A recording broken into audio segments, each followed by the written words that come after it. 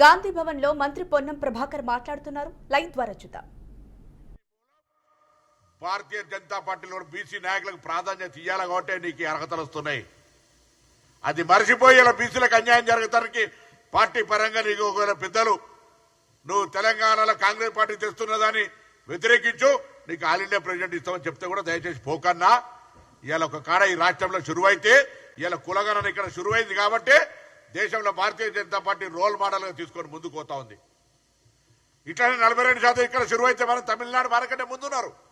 ఇవాళ ఇట్లా ఇక్కడ శురువైతే దేశం మొత్తంలో ఒక సామాజిక న్యాయం వస్తుంది. నేను ఒక మీటింగ్ లా జైస్వాల్ మీటింగ్ లా ఒక రాకేష్ జైస్వాల్ మీ బీజేపీ అయినా పిలుస్తామైనా బీజేపీ ఎమ్మెల్యే వారణాసి అయిన మనోజ్ చెప్తాడు అనిల్ యాదవ్ ఉండే ఆ రోజు ఏ బహుత్ బడి విప్లవాత్మక నిర్ణయం ఇది, దాన్ని నిజంగా దేశంలో కులగణన జరుగుతోంది, రాష్ట్రం మీద ఆదర్శమని పక్క ఆర్ఎస్ఎస్ వ్యక్తి మాట్లాడుతూ ఉండు. మీ పార్టీలో కూడా స్వయం సేవకులు కావచ్చు, విశ్వ హిందూ పరిషత్ వాళ్ళు కూడా వారికి అభిమానం బలహీన వర్గాలకు న్యాయం చేస్తుందని కాంగ్రెస్ పట్ల ఉన్నది.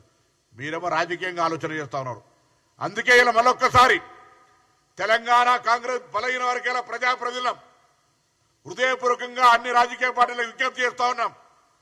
మా పార్టీ చిత్తశుద్ధితోటి ప్రభుత్వము పార్టీ 42% రిజర్వేషన్లు ఇవ్వడానికి న్యాయపరంగా, చట్టపరంగా, ప్రజాపరంగా ఒక ప్రక్రియ చేపడుతుంది. మీకు ఎక్కడైనా లోపం అనిపిస్తే ప్రైవేట్గా మీరు మాతో మాట్లాడినటువంటి అంశాలు ఇక్కడ మైకులో చెప్పలేం, మీరు చేసుకుంటా పొమ్మనేటువంటి ఆలోచనతో ఒక బలహీన వర్గాలుగా జరిగినటువంటి అంశాలకు సంబంధించి. కానీ ఇవాళ ఈ ప్రక్రియ తెలంగాణ సమాజానికి ఒక దిక్సూచి మార్పుకు శ్రీకారం చుడతా ఉంది. అందుకే దయచేసి ఎవరైనా ఆలోచన డిఫరెంట్ ఉంటే, మీకేదైనా డౌట్ ఉంటే తెలంగాణ రాష్ట్ర బీసీ వెల్ఫేర్ మినిస్టర్గా I'm ready to clear with my officer or నా సహచార మంత్రులతో కలిపి. కానీ అనవసరంగా దీన్ని కాళ్ళలో కట్టబెట్టి ఈ ప్రక్రియను మీరే ప్రోత్సహించి రెచ్చగొట్టి న్యాయపరమైన చిక్కులు తెచ్చేటువంటి అరే సొంతంగా అనేక డాక్యుమెంట్స్ ఉంటే కూడా కోర్టుకు పోతే అప్పుడప్పుడు ఇంజక్షన్ ఆర్డర్ చేయిస్తారు.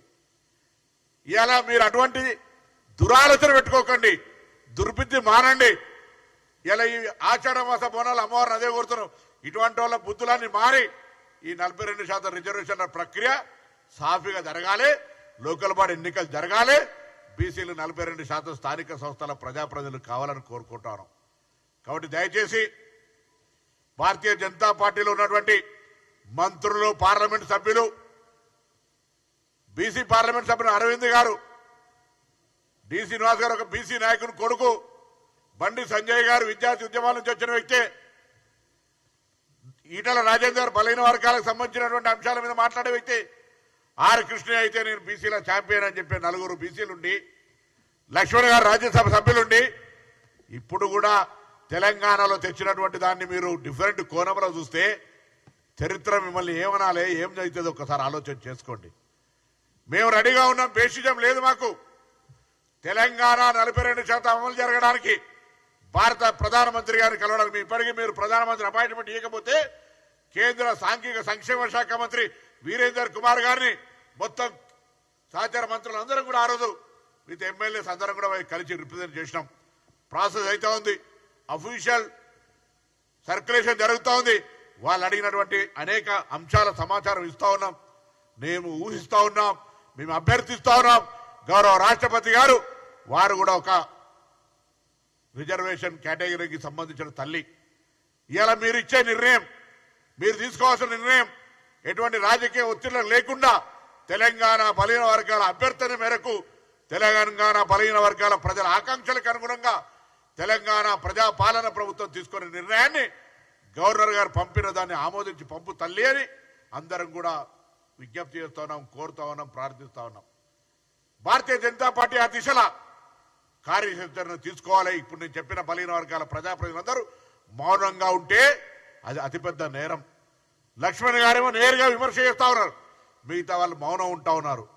దయచేసి ఊరికనే గుడ్డు కంటికల్ లెక్క పెట్టే పని వద్దు, ఊరికనే రాజకీయం చేసేది